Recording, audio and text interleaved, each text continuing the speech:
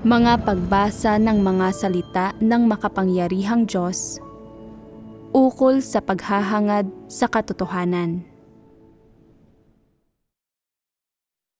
Paano sikaping matamo ang katotohanan? 12.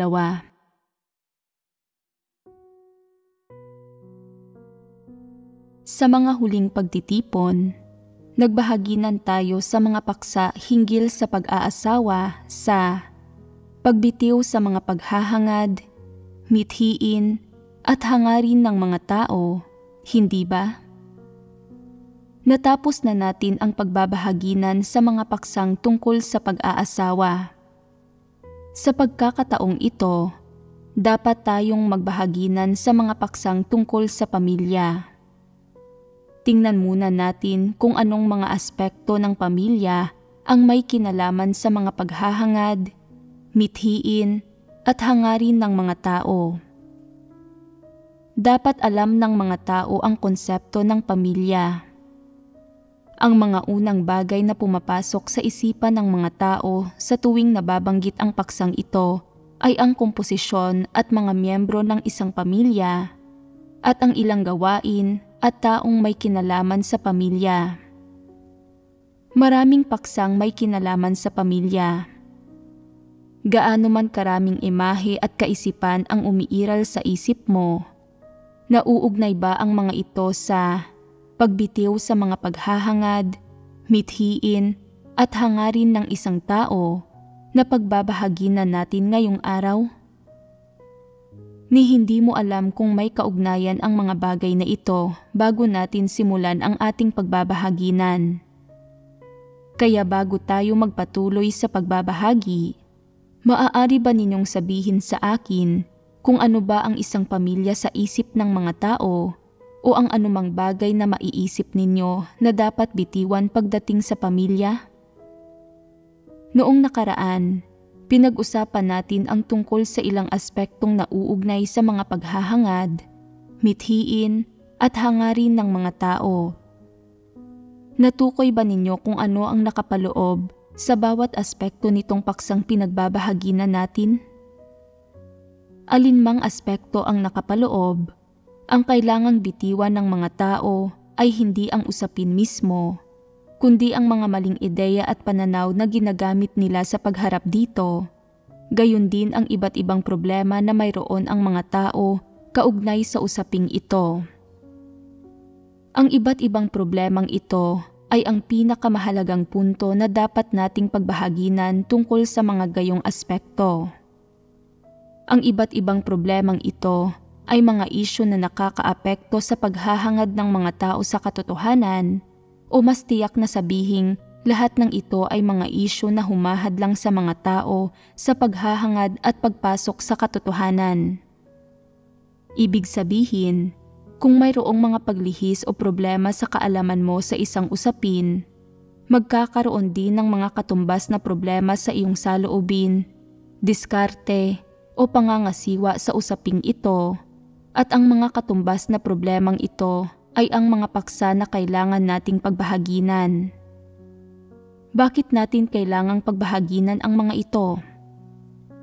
Dahil ang mga problemang ito ay may malaki o labis-labis na epekto sa iyong paghahangad ng katotohanan at sa iyong mga wasto, maprinsipiong pananaw tungkol sa isang bagay, at likas ding nakakaapekto ang mga ito sa kadalisayan ng iyong pamamaraan ng pagsasagawa tungkol sa bagay na ito, pati na rin ng iyong mga prinsipyo sa pangangasiwa nito.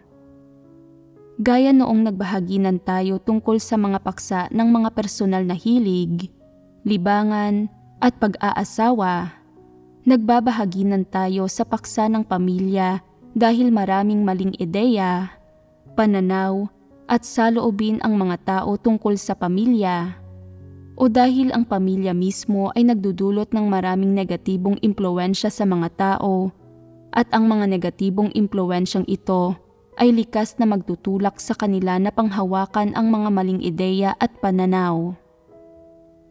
Ang mga maling ideya at pananaw na ito ay makakaapekto sa iyong paghahangad sa katotohanan at magtutulak sa iyo na gumawa ng mga hindi normal na bagay upang sa tuwing mahaharap ka sa mga bagay na may kaugnayan sa pamilya o mahaharap ka sa mga isyu na may kaugnayan sa pamilya, hindi ka magkakaroon ng mga tamang pananaw o landas sa pagdiskarte o pagharap sa mga usapin at isyong ito at sa paglutas sa iba't ibang problemang idinudulot nito. Ito ang prinsipyo para sa ating mga pagbabahaginan sa bawat paksa at ito rin ang pangunahing problema na dapat lutasin. Kaya, tungkol sa paksa ng pamilya, naiisip ba ninyo kung ano ang mga negatibong impluwensya ang idinudulot ng pamilya sa inyo at sa anong mga paraan humahadlang ang pamilya sa inyong paghahanap sa katotohanan? Sa takbo ng iyong pananampalataya at pagganap sa iyong tungkulin, at habang hinahanap mo ang katotohanan o hinahangad ang mga katotohanang prinsipyo, at isinasagawa ang katotohanan, sa anong mga paraan iniimpluwensyahan at hinahadlangan ng pamilya ang iyong pag-iisip, ang iyong mga prinsipyo ng pag-asal, at ang iyong mga prinsipyo at pananaw sa buhay? Sa madaling salita, ipinanganak ka sa isang pamilya, kaya anong mga impluwensya, anong mga maling ideya at pananaw, at anong mga hadlang at pagkagambala ang idinudulot ng pamilyang ito sa iyong pang-araw-araw na buhay bilang isang mananampalataya at sa iyong paghahangad at kaalaman sa katotohanan? Kung paanong sumusunod sa isang prinsipyo ang pagbabahaginan sa paksa ng pag-aasawa, ganoon din ang pagbabahaginan sa paksa ng pamilya. Hindi nito hinihingi na bitiwan mo ang konsepto ng pamilya sa isang tiyak na pamamaraan o ayon sa iyong pag-iisip at pananaw, o nabitiwan mo ang iyong aktwal, pisikal na pamilya o sino mang miyembro ng iyong pisikal na pamilya. Sa halip, hinihingi nito na bitiwan mo ang iba't ibang negatibong impluwensya na idinudulot sa iyo ng pamilya mismo at bitiwan ang mga hadlang at pagkagambala na idinudulot ng pamilya mismo sa iyong paghahangad sa katotohanan. Sa mas partikular na salita, masasabing ang iyong pamilya ay nagdudulot ng mga partikular at mahigpit na obligasyong pampamilya at mga problema na nararamdaman at nararanasan mo habang hinahangad mo ang katotohanan at ginagampanan ang iyong tungkulin, at napipigilan ka nito kung kaya't hindi ka makaramdam ng pagpapalaya o hindi mo epektibong magampanan ang iyong mga tungkulin at mahanap ang katotohanan. Ang mga obligasyon at problemang ito ay nagpapahirap sa iyo na maiwaksi ang mga hadlang at impluwensyang dulot ng salitang pamilya o ng mga tao o bagay na sangkot dito, at ipinaparamdam nito sa iyo na nasisiil ka habang nananampalataya at gumaganap ka sa iyong tungkulin dahil sa pagkakaroon ng pamilya o dahil sa kahit anong negatibong impluwensyang idinudulot ng pamilya sa iyo. Madalas ding pinapahirapan ng mga obligasyon at problemang ito ang iyong konsensya at pinipigilan ang iyong katawan at isipan na makaramdam ng paglaya at malimit na ipinaparamdam sa iyo na kung sasalungat ka sa mga ideya at pananaw na nakukuha mo mula sa iyong pamilya, kung gayon, wala kang pagkatao at mawawala ang iyong kabutihang asal at ang mga pinakamababang pamantayan at prinsipyo ng pag-asal. Pagdating sa mga isyu sa pamilya, madalas kang naiipit sa pagitan ng kabutihang asal at ng pagsasagawa ng katotohanan, hindi makalaya at mapakawalan ang iyong sarili. Anong mga partikular na problema ang nariyan? May naiisip ba kayo?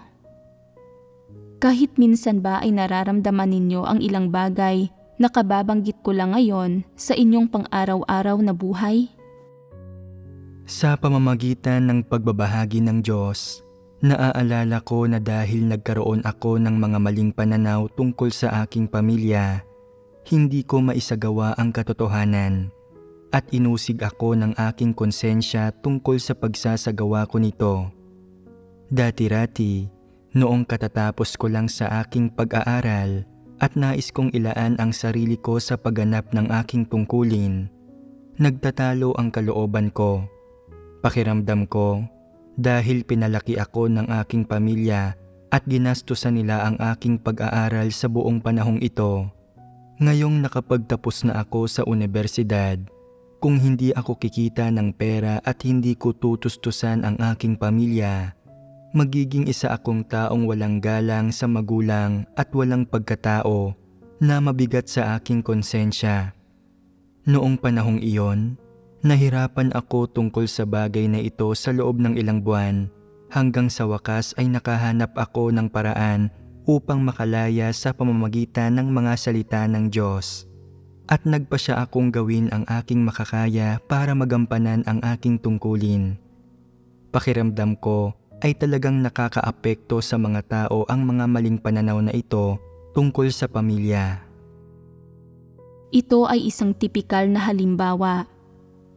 Ito ay mga hindi nakikitang kadena na iginagapos ng pamilya sa mga tao.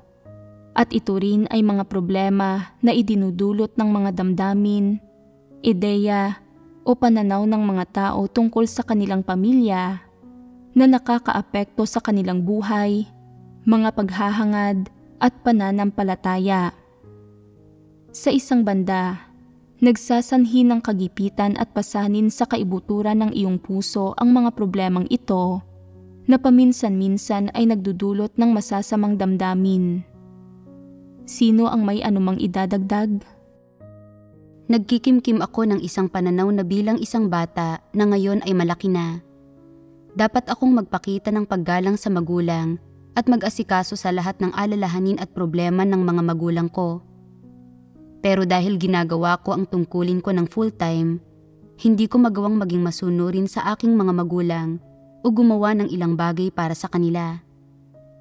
Kapag nakikita kong nagpapakaabala pa rin ang mga magulang ko sa paghahanap buhay, nararamdaman ko sa puso ko na may utang ako sa kanila. Noong una akong manalig sa Diyos, muntik ko siyang ipagkanulo dahil dito.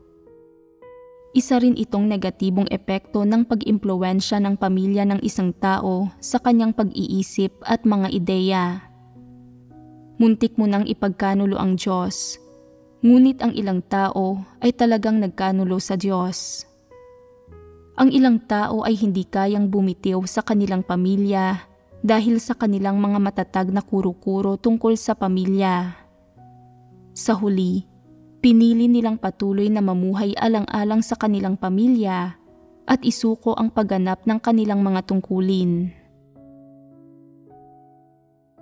Ang lahat ay may pamilya, lahat ay lumaki sa isang natatanging pamilya at nagmumula sa isang natatanging kapaligiran ng pamilya. Ang pamilya ay napakahalaga para sa lahat at isa itong bagay na nag-iiwan ng pinakamalaking impresyon sa buhay ng isang tao.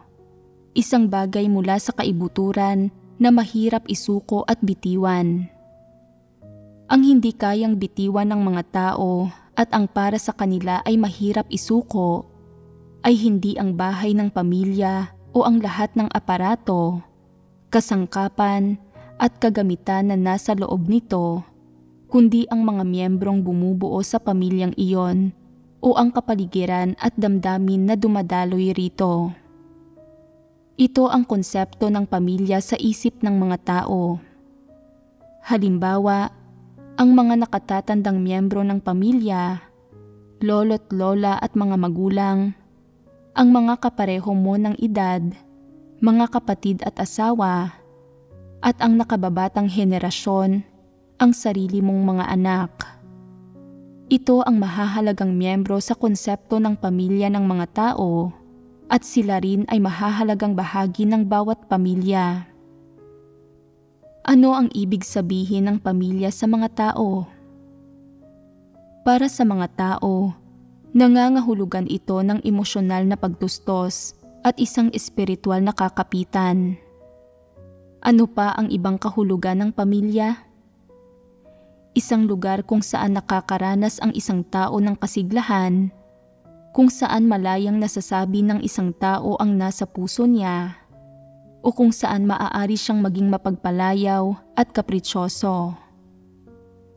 Sinasabi ng ilan na ang pamilya ay isang ligtas na kanlungan, isang lugar kung saan ang isang tao ay makakakuha ng emosyonal na pagtustos, isang lugar kung saan nagsisimula ang buhay ng isang tao. Ano pa? Ilarawan ninyo ito sa akin.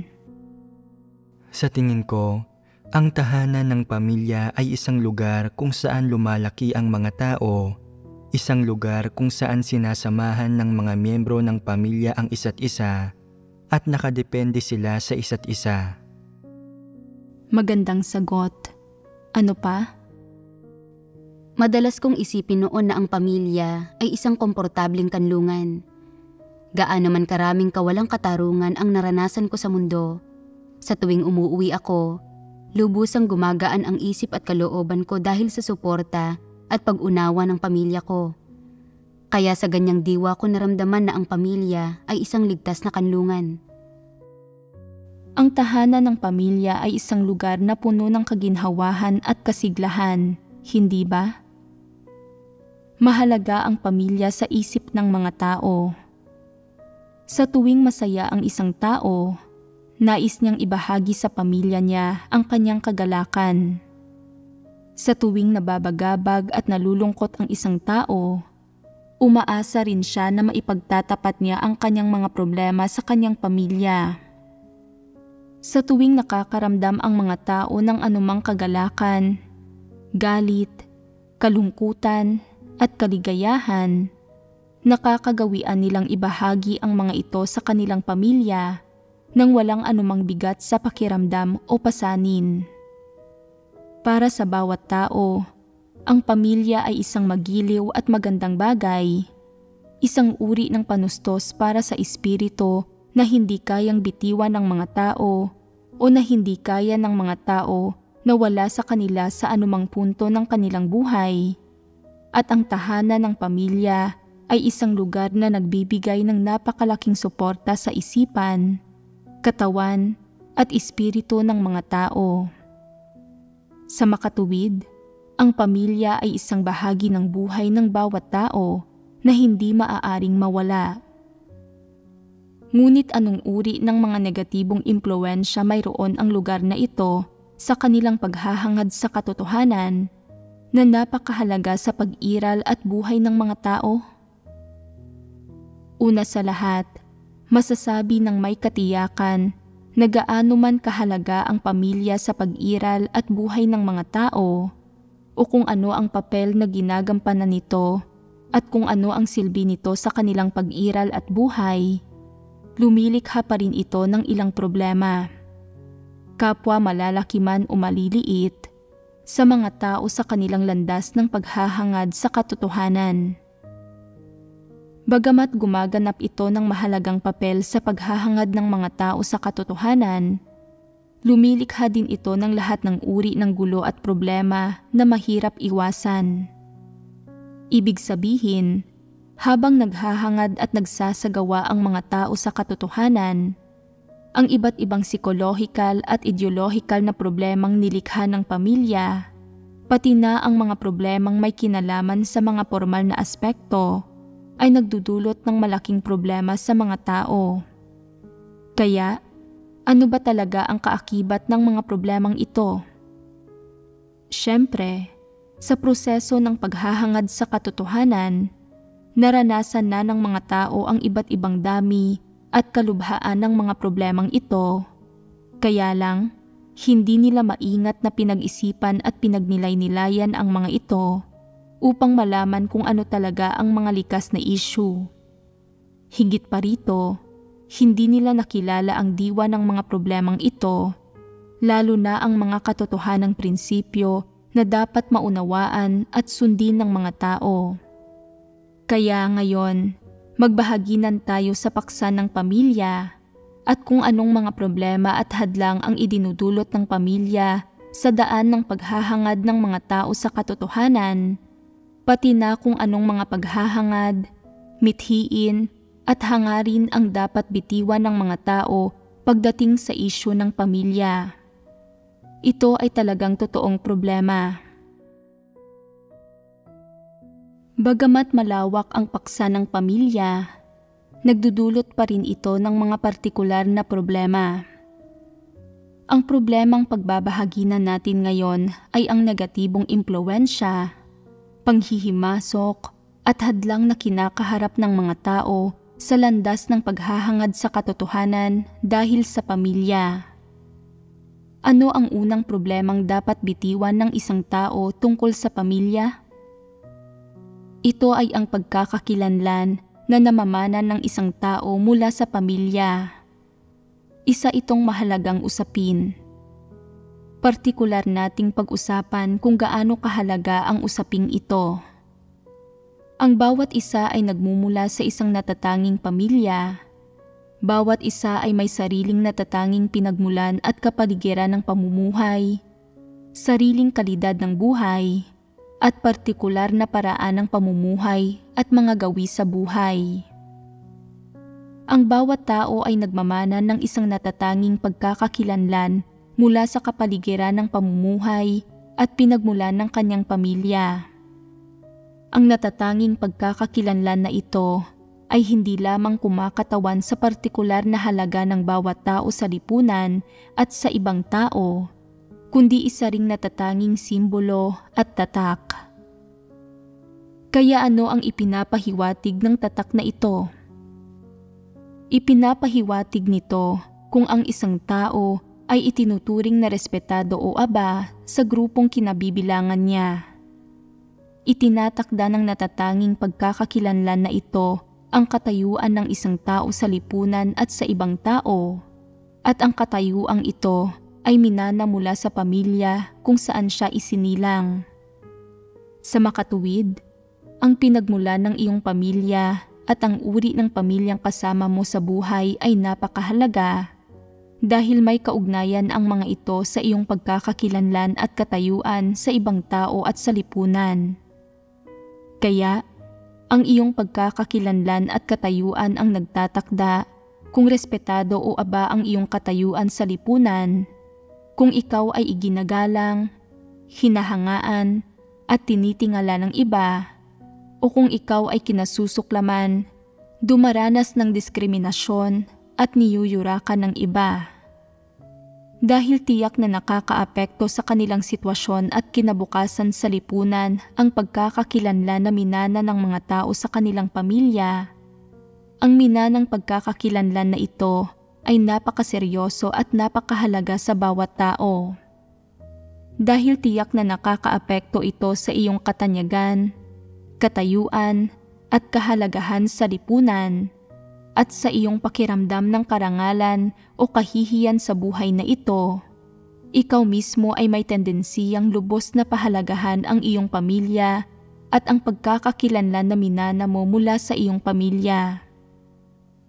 Dahil may napakalaking epekto sa iyo ang bagay na ito ay isang napakahalaga at napakamakabuluhang bagay para sa iyo sa landas ng iyong pag-iral. Dahil ito ay isang napakahalaga at napakamakabuluhang bagay, sinasaklaw nito ang isang mahalagang puwang sa kaibuturan ng iyong kaluluwa at napakahalaga nito sa iyong pananaw.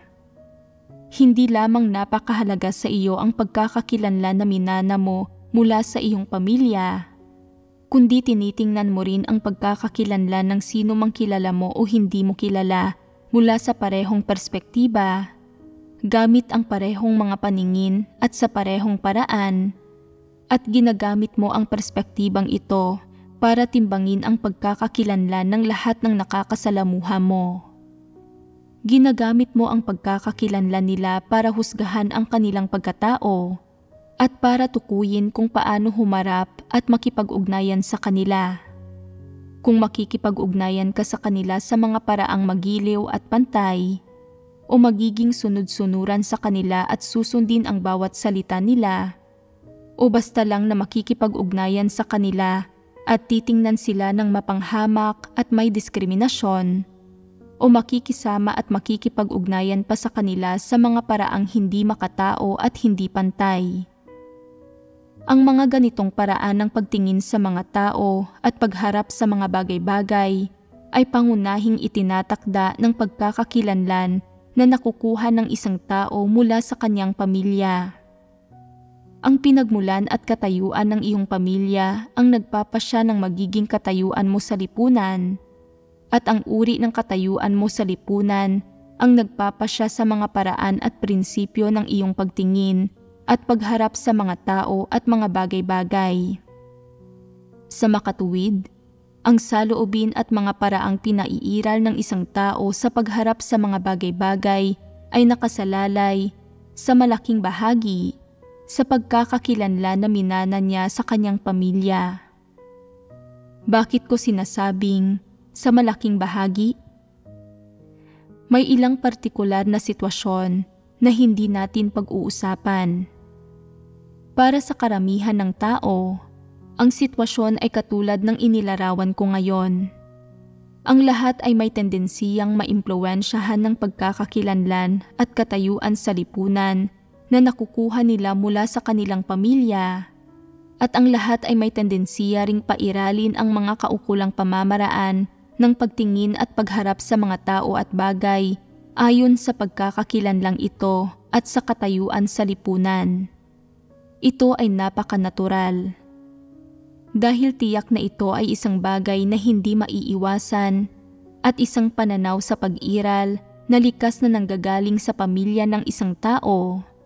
Ang pinagmula ng pananaw ng isang tao sa pag-iral at paraan ng pamumuhay ay nakasalalay sa pagkakakilanlan na namamana niya mula sa kanyang pamilya. Ang pagkakakilanlan na namamana ng isang tao mula sa kanyang pamilya ang nagtatakda sa mga paraan at prinsipyo ng kanyang pagtingin at pagharap sa mga tao at mga bagay-bagay, pati na rin sa kanyang saloobin sa pagpili at paggawa ng mga desisyon habang tinitingnan at hinaharap ang mga tao at mga bagay-bagay. Hindi maiiwasang nagdudulot ito ng napakalubhang problema sa mga tao. Ang pinagmulan ng mga ideya at pananaw ng mga tao sa pagtingin at pagharap sa mga tao at mga bagay-bagay ay, sa isang punto, hindi maiiwasang naiimpluwensyahan ng pamilya at, sa kabilang punto, ito ay naiimpluwensyahan ng pagkakakilanlan na namamana ng isang tao mula sa kanyang pamilya. Napakahirap para sa mga tao na lumayo mula sa impluwensyang ito. Bilang resulta, hindi magawang tratuhin ng mga tao ang kanilang sarili ng tama, makatwiran at patas, o tratuhin ang iba ng patas, at hindi rin nila magawang tratuhin ang mga tao at lahat ng bagay sa paraang naaayon sa mga katotohanang prinsipyo na itinuro ng Diyos. Sa halip, ibinabagay nila ang kanilang pagharap sa mga bagay-bagay, ginagamit ang mga prinsipyo at nagpapasya batay sa mga kaibahan sa pagitan ng kanilang sariling pagkakakilanlan at ng sa iba. Dahil naiimpluwensyahan ng katayuan ng kanilang pamilya, ang mga paraan ng pagtingin at pagharap ng mga tao sa mga bagay sa lipunan at sa ibang tao, ang mga paraang ito ay tiyak na salungat sa mga prinsipyo at paraan ng pagharap sa mga bagay-bagay na ipinabatid ng Diyos sa mga tao. Sa mas tumpak na salita, ang mga paraang ito ay tiyak na kumukontra, sumasalungat, at lumalabag ito sa mga prinsipyo at paraang itinuro ng Diyos. Kung ang mga paraan ng mga tao sa paggawa ng mga bagay-bagay ay nakabatay sa pagkakakilanlan at katayuan sa lipunan na namamana nila mula sa kanilang pamilya, kung gayon, hindi maiiwasang panghahawakan nila ang iba-iba o mga partikular na paraan at prinsipyo ng paggawa ng mga bagay-bagay dahil sa kanilang mga sariling natatangi o espesyal na pagkakakilanlan at sa iba. Ang mga prinsipyong ito na pinanghahawakan nila ay hindi ang katotohanan, ni hindi rin naaayon ang mga ito sa katotohanan. Hindi lamang nilalabag ng mga ito ang pagkatao, konsensya at katwiran, ngunit ang mas malala pa, nilalabag ng mga ito ang katotohanan. Dahil ang mga ito ang nagtatakda kung ano ang dapat tanggapin o tanggihan ng isang tao batay sa kanyang mga kagustuhan at interes, at kung gaano kalaki ang hihingi ng mga tao sa isa't isa. Sa makatuwid, sa loob ng kontekstong ito, ang mga prinsipyo ng pagtingin at pagharap ng mga tao sa mga bagay-bagay ay hindi patas at hindi rin naaayon sa katotohanan, at ganap na nakabatay ang mga ito sa mga emosyonal na pangangailangan ng mga tao at sa kanilang pangangailangan na makinabang. Hindi mahalaga kung nagmana ka ng isang respetado o abang pagkakakilanlan mula sa iyong pamilya. Sinasaklaw ng pagkakakilanlang ito ang isang bahagi sa puso mo, at para sa ilang tao, ito ay isang napakahalagang posisyon pa nga. Kaya, kung gusto mong hangarin ang katotohanan, ang pagkakakilanlang ito ay tiyak na makakaimpluwensya at makakasagabal sa iyong paghahangad sa katotohanan. Ibig sabihin, sa proseso ng paghahangad sa katotohanan, hindi maiiwasang mahaharap ka sa mga issue gaya ng kung paano tatratuhin ang mga tao at kung paano haharapin ang mga bagay-bagay. Pagdating sa mga isyong ito at mahahalagang bagay, hindi maiiwasang titingnan mo ang mga tao at mga bagay-bagay sa pamamagitan ng pagpapairal ng mga perspektiba o pananaw na nauugnay sa pagkakakilanlang minana mo sa iyong pamilya, at hindi mo maiiwasang gamitin ang napakasinauna o panlipunang paraan ng pagtingin sa mga tao at pagharap sa mga bagay-bagay. Respetado man o mababang katayuan sa lipunan ang nararamdaman mo dulot ng pagkakakilanlang minana mo mula sa iyong pamilya, ano't anuman, magkakaroon ng epekto ang pagkakakilanlang ito sa iyong paghahangad sa katotohanan, sa iyong tamang pananaw sa buhay, at sa iyong tamang landas ng paghahangad sa katotohanan. Sa mas tiyak, makakaapekto ito sa iyong mga prinsipyo ng pagharap sa mga bagay-bagay. Nauunawaan mo ba? Ang iba't ibang pamilya ay nagbibigay sa mga tao ng iba't ibang pagkakakilanlan at katayuan sa lipunan.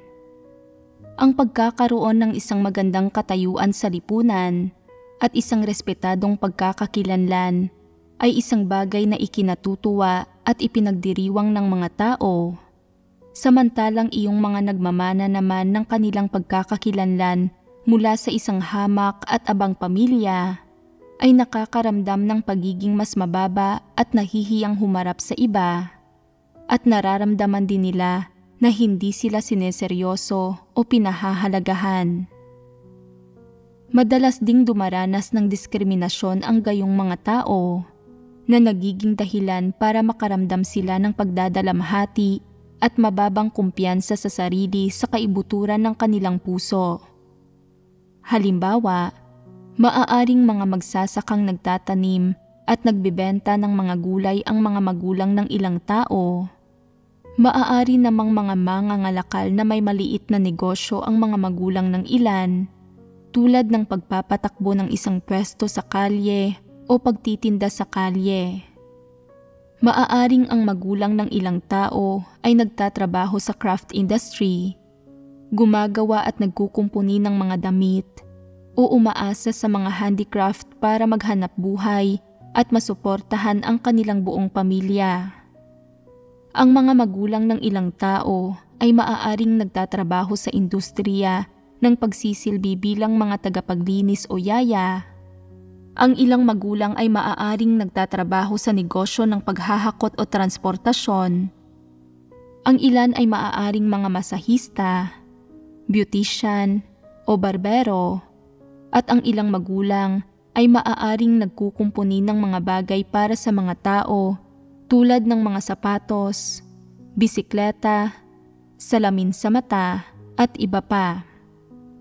Ang ilang magulang ay maaaring may mas mahusay na mga kasanayan sa paggawa at pagkumpuni ng mga bagay tulad ng alahas o mga relo, samantalang ang iba naman ay maaaring may mas mababang katayuan sa lipunan at umaasa sa pangongolekta at pagbibenta ng basura para masuportahan ang kanilang mga anak at maitaguyod ang kanilang pamilya. Medyo mababa ang propesyonal na katayuan sa lipunan ng lahat ng magulang na ito at malinaw na bunga nito, magiging mababa rin ang katayuan sa lipunan ng bawat isa sa kanilang pamilya. Kaya, sa paningin ng mundo, ang mga taong nagmumula sa mga pamilyang ito ay may abang katayuan at pagkakakilanlan. Dahil tiyak na tinatangkilik ng lipunan ang ganitong paraan ng pagtingin sa pagkakakilanlan ng isang tao at pagsukat sa halaga ng isang tao. Kung ang iyong mga magulang ay magsasaka at may isang taong magtatanong sa iyo ng, ano ang trabaho ng mga magulang mo? Ano ang hitsura ng pamilya mo?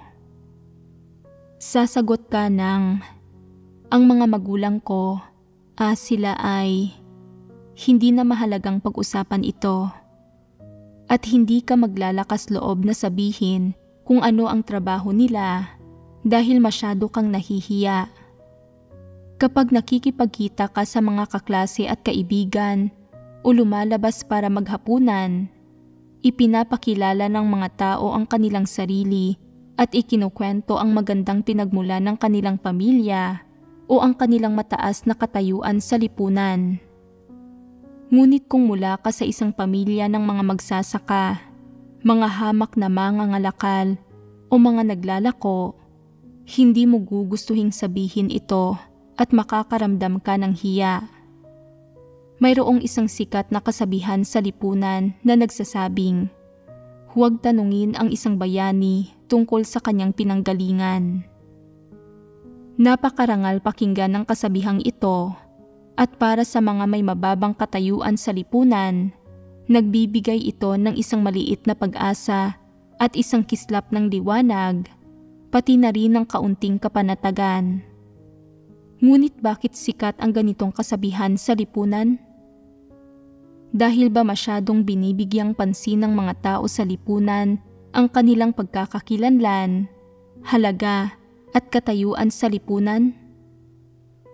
Iyong mga nanggagaling sa mabababang pinagmulan ay palaging walang tiwala sa sarili, kaya't ginagamit nila ang kasabihang ito para panatagin ang kanilang sarili at para na rin bigyan ng katiyakan ang iba.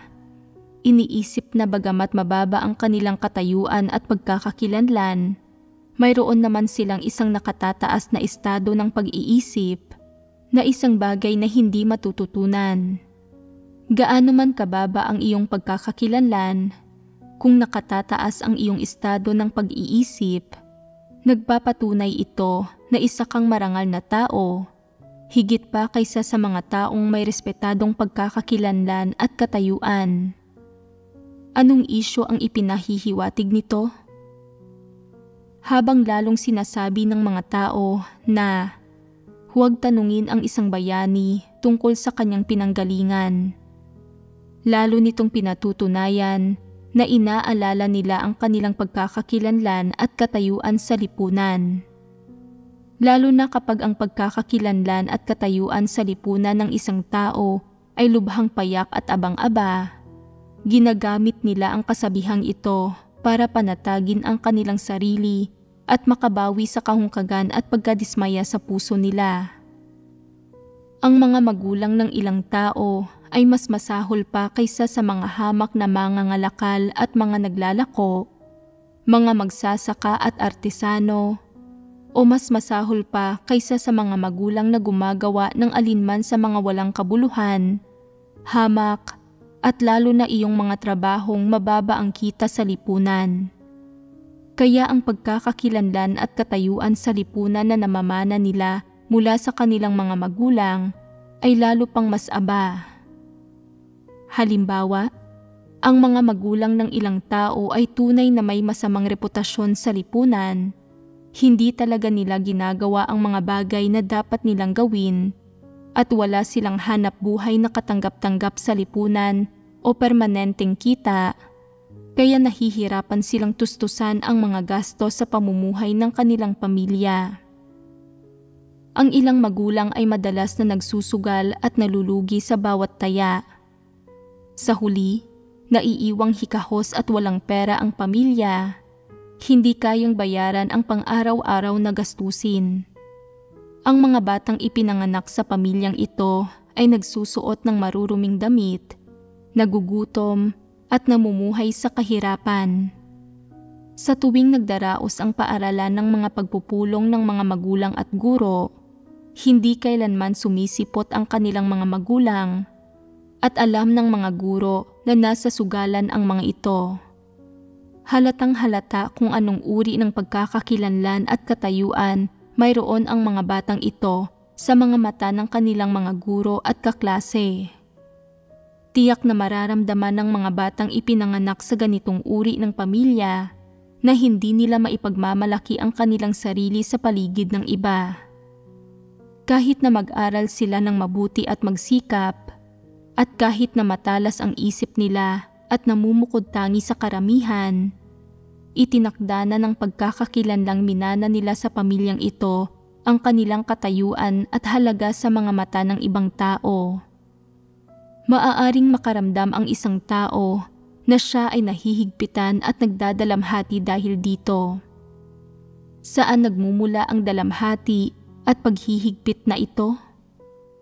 Nagmumula ito sa paaralan, sa mga guro, sa lipunan, at lalo na sa mga maling pananaw ng sangkatauhan ukol sa pakikitungo sa mga tao.